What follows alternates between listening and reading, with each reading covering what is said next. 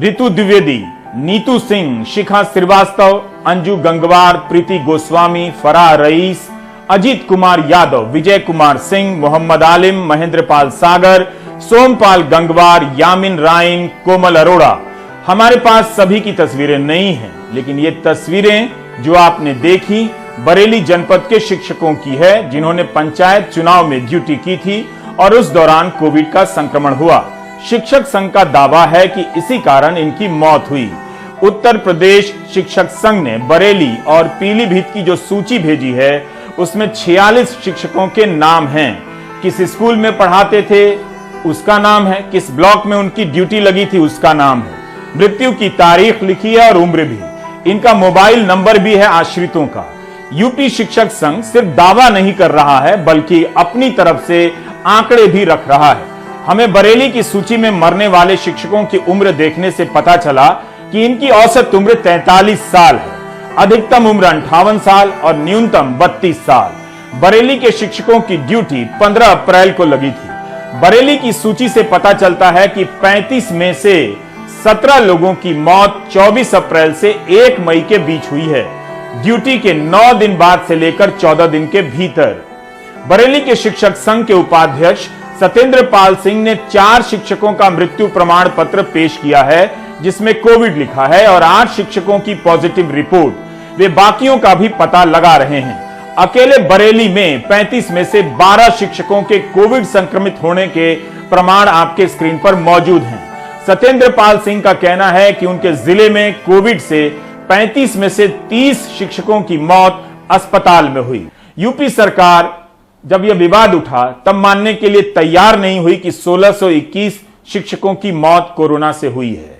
वह राज्य निर्वाचन आयोग की रिपोर्ट को आधार मानते हुए 3 शिक्षकों की मृत्यु का आंकड़ा देती है। कुछ शिक्षक संगठनों के द्वारा और उसके आधार पर विपक्ष के कुछ नेताओं के द्वारा जो लगातार एक गलत सूचना दी जा रही है कि पंचायत चुनाव की ड्यूटी के दौरान बेसिक शिक्षा परिषद के 1600 कुछ शिक्षकों की मृत्यु हुई है। यह आंकड़ा पूरी तरह से गलत है, निराधार है। पंचायत चुनाव की ड्यूटी के दौरान राज्य निर्वाचन आयोग की रिपोर्ट के आधार पर मात्र 3 शिक्षकों की मृत्यु हुई है। हमारी उन शिक्षकों के प्रति संवेदना है और उनके आश्रितों को सरकार नौकरी भी देगी और 30 लाख रुपए की अनुग्रह राशि प्रदान करेगी। अब यहां कुछ सवाल है। क्या राज्य निर्वाचन आयोग ने सार्वजनिक तौर पर ऐसा कोई बयान दिया है या आंतरिक तौर पर सरकार को कोई रिपोर्ट दी है? क्या आयोग ने आधिकारिक तौर पर मंत्री जी को बताया है? क्या राज्य निर्वाचन अधिकारी ने अपनी वेबसाइट पर कोई बयान प्रकाशित किया है? हमें तो मिली नहीं। 1621 की संख्या को 3 कहने के कारण ही मामला और विवादित हुआ। अब खबर आ रही है कि मुख्यमंत्री आदित्यनाथ ने फैसला किया है कि ड्यूटी के दौरान कोविड से मारे गए सभी कर्मचारियों को मुआवजा मिलेगा।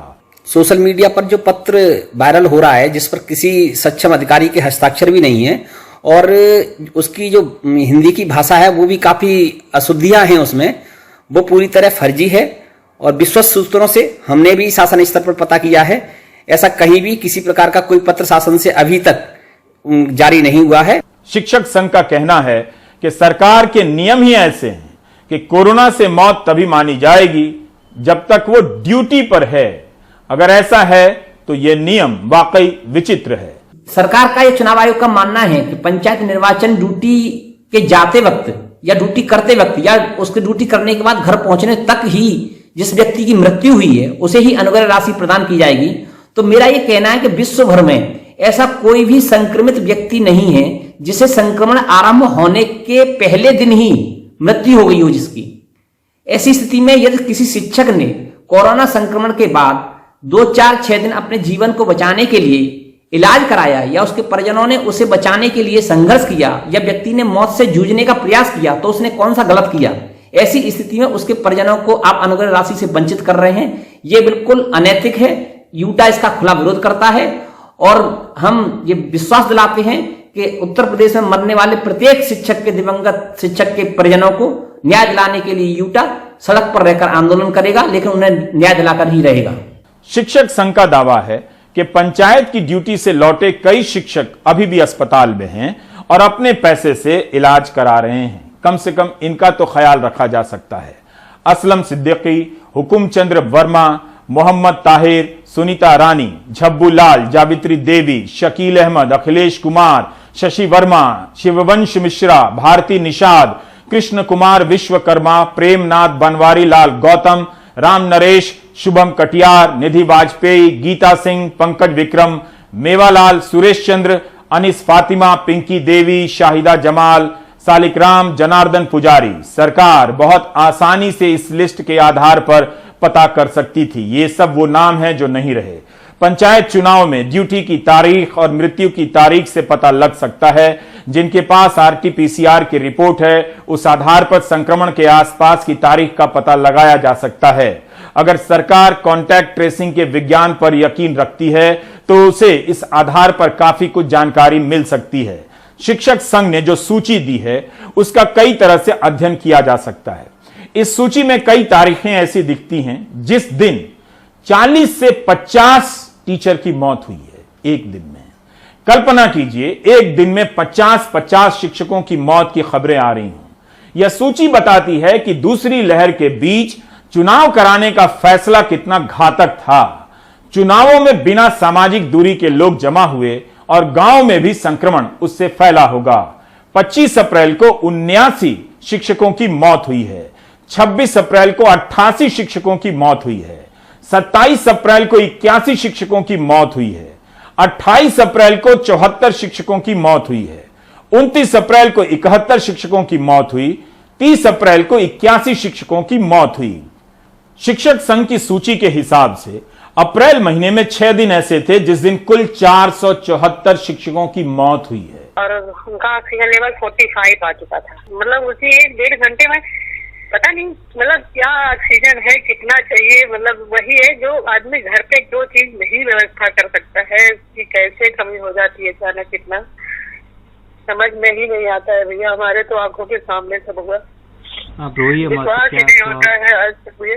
बिल्कुल अभी सोचिए हम अपने बच्चे को नहीं बता पाए, वो पापा पापा कहती कि पापा कहाँ है, पापा लखनऊ में है, पापा खाना खा रहे, मम्मी की रही, यही सब। आप रोइए मत, क्या बताएं आपको। ऑक्सीजन ना मिलने और अस्पताल ना मिलने का सदमा न जाने कितने परिवारों को सताएगा। वो इस बात से कभी नहीं उबर पाएंगे कि विश्वगुरु भारत में ऑक्सीजन का सिलेंडर नहीं मिला। अभी भी लोग गांव में ऑक्सीजन सिलेंडर खोज रहे हैं। सरकार भले 1621 की मौत को 3 मानती रहे या कुछ भी मानती रहे, लेकिन ये तस्वीरें परिवारों और परिचितों की स्मृतियों में जिंदा हैं और रहेंगी। किसी दोस्त, किसी पति, किसी पिता, किसी भाई, किसी बहन, किसी मां और किसी बेटे को याद रहेगी ये बात कि उनकी बेटी, उनकी पत्नी, उनकी मां और टीचर जो पढ़ाती थी पंचायत चुनाव की ड्यूटी में गई थी। वहां से आने के बाद कोरोना हुआ और बाद में मौत हुई। इलाज न मिलने से भी कुछ मौतें हुई। भले ही ये स्मृतियां हिंदू मुस्लिम की राजनीति वाले व्हाट्सएप फॉरवर्ड के आगे धुंधली पड़ जाएं, लेकिन ये तस्वीरें याद दिलाती रहेंगी कि उन्हें संक्रमण क्यों हुआ। जब उनकी मौत हुई तो क्या अस्पताल उपलब्ध था, क्या ऑक्सीजन उपलब्ध था, क्या वेंटिलेटर मिला, क्या इंजेक्शन मिला। नफरत की आग तेजी से फैलती है और जहां फैल जाती है वहां झूठ की दीवार ऊंची हो जाती है।